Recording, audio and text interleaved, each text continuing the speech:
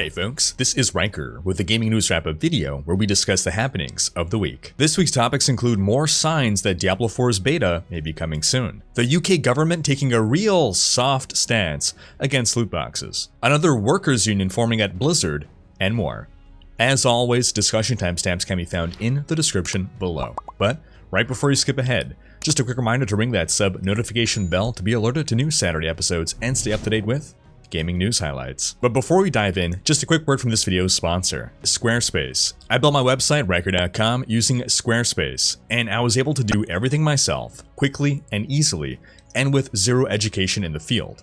All thanks to how easy Squarespace is to work with. I recently built a section on my site where you can find all my Diablo lore videos, along with quick synopses of each episode. Watch how easily I make the update. Squarespace is flexible for any kind of website, whether for your business or your hobby, with tons of templates that you can easily customize to your needs, no knowledge of coding required. You can even connect your social media profiles to automatically push website content to your socials, and even set up members-only areas with exclusive content. Basically, if you want to build a website, I recommend Squarespace. So, head to squarespace.com for a free trial, and when you're ready to launch, go to squarespace.com/Riker and use code Riker to save 10% off your first purchase of a website or domain. That's squarespace.com/RHYKKER and use code Riker to get started today. In our first quick story, the game Stray, in which you play as a stray cat, released this week, and it's getting good reviews. It's also become the biggest PC launch title for Annapurna Interactive. They're a publisher focused on games that are personal, emotional, and original. Their previous biggest launches were 12 Minutes, Outer Wilds, Neon White, and Journey, and all of those combined don't even amount to half of what Stray has achieved with respect to concurrent players during its launch window. If you've had a chance to check out Stray, let me know your thoughts on the game in the comments. I'm looking forward to checking this one out myself. In other news, we got recently the reveal trailer of Soulframe by the creators of Warframe. It'll be a free-to-play action hybrid fantasy MMORPG with some Studio Ghibli inspiration. And based on the trailer, the game will have really interesting visual style. Warframe's a great game, the devs are great, so I got high hopes for this one. We also got this week a trailer for Total War WARHAMMER III Champions of Chaos, introducing the first of 4 legendary lords, Azazel, Prince of Damnation. The Champions of Chaos Lords pack for Total War WARHAMMER III will release on August 23rd. In a big story this week, the UK government wagged its finger at the gaming industry and said, "You better regulate your loot boxes, or else." Now, this all started back in 2020 when the UK's Department for Digital, Culture, Media and Sport, aka the DCMS, began investigating loot boxes. They found that players who buy loot boxes are more likely to experience gambling, mental health, financial, and problem gaming related harms. The DCMS did not, however, conclude that loot boxes are gambling. And because of that, they will not be making changes to the Gambling Act to include loot boxes. The Gambling Act was established by the government in 2005 to control all forms of gambling, and the DCMS says that changing it would be expensive, difficult, and it would risk unintended consequences, like, for instance, accidentally forbidding randomized loot drops in a Diablo-like game. So they're not doing that, but the DCMS, quote, "will not hesitate to consider legislation if companies do not bring in sufficient measures to keep players safe." What the DCMS specifically wants is to ensure children are properly protected from the risk of gambling harm, which is definitely very important. That's my big reason to care about this. And the other thing that they want is to implement measures that support players who spend a disproportionate amount of money on loot boxes. They have a whole 90-page report on loot box issues, which includes suggestions like players should be informed that loot boxes are not needed to play or enjoy the game. And obviously the game needs to be made that way as well. And players as well should be informed that loot boxes are not needed to succeed or win at the game. Another suggestion was having messages inform players when they have exceeded a certain number of purchases and tell them something like, you know, hey, maybe think about your bank account. Rent's coming up. The DCMS also suggests generous refund policies. Presumably devs will be disincentivized from selling loot boxes if people keep refunding them. Next, in a follow-up to last week's story about the boss of game engine Unity calling developers who don't think about monetization first bleepin' idiots, well, after headlines started to circle about this quote, he had more stuff to say. First, he tweeted, quote, "Clickbait, out of full context. Deeply sorry if what I said offended any game dev. Absolutely love the people that make games. Creative, hard work. Now, in our coverage of this last week, we gave that full context. But to just summarize it today, his message is basically, if you want to make a game that will be a financial success, you need to think about monetization from the start, rather than make a game and then hand it off to other people to figure out monetization. It's a very reasonable message, but he phrased it in a very unreasonable way. At the end of the day, no matter the context, he called people bleepin' idiots. So presumably reactions to that tweet weren't so great, so he followed up with a longer message saying, quote, "To our friends in the Unity community, I owe you this. I'm going to start with an apology. My word choice was crude. I am sorry. I am listening and I will do better." Then the rest of his message stresses that he respects game developers and the work they do, and that people who want to make art for art's sake without caring about money have intentions equally as noble as those who want to make a living off making games. He says that what he wished he would have said was, quote, "We are working to provide developers with tools so they can better understand what their players think, and it is up to them to act or not based on this feedback." And he basically said that he regretted calling devs bleeping idiots, but, you know, does he regret it because of the backlash, or does he really regret it? Then, separately, to address the negative feedback about Unity merging with ironSource, a developer who originally became infamous for having its software classified as malware by prominent anti-malware programs, a Unity spokesperson basically said, "That was a long time ago. ironSource shifted to a different product years ago. And anyway, the issues were caused by a few bad actors that abused the platform." So what step of the narcissist prayer are we on? Let's see, the first step is that didn't happen. And if it did happen, it wasn't that bad. And if it was, it's not a big deal.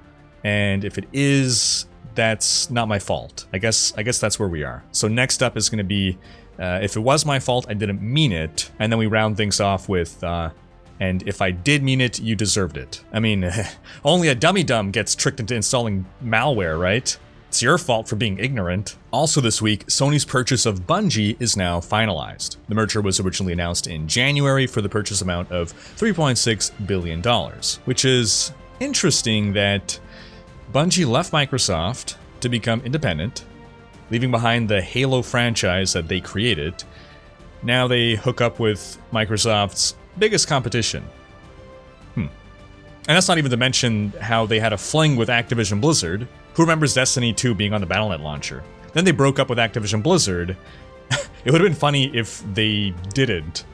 And now that Microsoft is acquiring Activision Blizzard, Bungie escapes Microsoft only to be absorbed back into it. That would have been awkward. In other news, CD Projekt RED's share value has dropped 75% since the release of Cyberpunk 2077, according to Business Insider Poland. And a look at the historical price of the stock corroborates that. At its prime, CD Projekt RED was the most valuable games company in all of Europe. But after the botched launch of Cyberpunk, it's not even the biggest in Poland anymore, with its stock tumbling all the way back down to its 2017 value. Now, this doesn't mean CD Projekt RED is a dying company, or even anything catastrophic at all, really. There was so much hype for Cyberpunk that the company's stock went up way higher than it should have. Rather than be based on how well the company was doing, everyone was just gambling on Cyberpunk being the biggest game ever, and the stock price got driven up to insane numbers that held no basis in reality. I mean, they had a higher stock value than Ubisoft, which holds multiple lucrative franchises. And all they really had was The Witcher. Great game, but still just one franchise. For a relatively small company to be valued that high was unreasonable. And speaking of Ubisoft, their stock is also down about 60% over the past few years, peaking in 2018. A lot of tech stocks have dropped significantly in value over this period. Maybe just not as much as CD Projekt RED. Now, on the topic of Ubisoft, things aren't going too well for them. They just recently canceled 4 titles, including Splinter Cell VR, Ghost Recon Frontline, and 2 unannounced titles. And this is on top of reports of sales down 9.8% in Q1 of this year. In other news, John Romero announced that he's working on a new FPS game in a new original IP. We don't have any other details, but Romero was behind Wolfenstein 3D, Hexen, Doom 2, Quake. games that revolutionized the FPS back in the day. That was a long time ago, though. He hasn't exactly been doing a whole lot since then. In 2018, he teamed up with another FPS legend, Adrian Carmack, in order to create a new FPS, and they took it to Kickstarter. But they canceled the campaign after 4 days, having raised almost 20% of the budget that they were looking for. You may ask, well, why cancel? 20% in 4 days seems pretty good, right? You have 60 days to get the full funding. Well, on average, a successful crowdfunding project reaches at least 33% funding within the first 48 hours. The really successful ones, like, you know, if you were some big name celebrity duo expecting to blow the gaming world away, those get completely funded within the first 48 hours. So I suspect that's why they canceled it, to save face. It would have been far more embarrassing to reach 60 days and not be funded than to end prematurely. But that's just my theory. The reason they stated for cancellation was that they wanted to finish their demo first, then relaunch. That was 4 years ago. In some quick Path of Exile news, we've got an update to the timeline of the next expansion. Last week we said it would likely launch on August 12th, while the update is now August 19th as the target date for the launch as per GGG. So the announcement livestream will happen around August 11th, and Sentinel League will end August 16th, but a confirmed date will be posted very soon. In some Blizzard news, more unionization is going on. This time it's at Blizzard Albany, formerly known as Vicarious Visions, the creators of Diablo II Resurrected. Once again, it's the 20-person quality assurance team within the studio that has filed for a union election. Last Thursday, they asked Activision Blizzard management to voluntarily recognize their union, and the company acknowledged that the workers made the request, but they did not specify whether they would recognize the union voluntarily or not.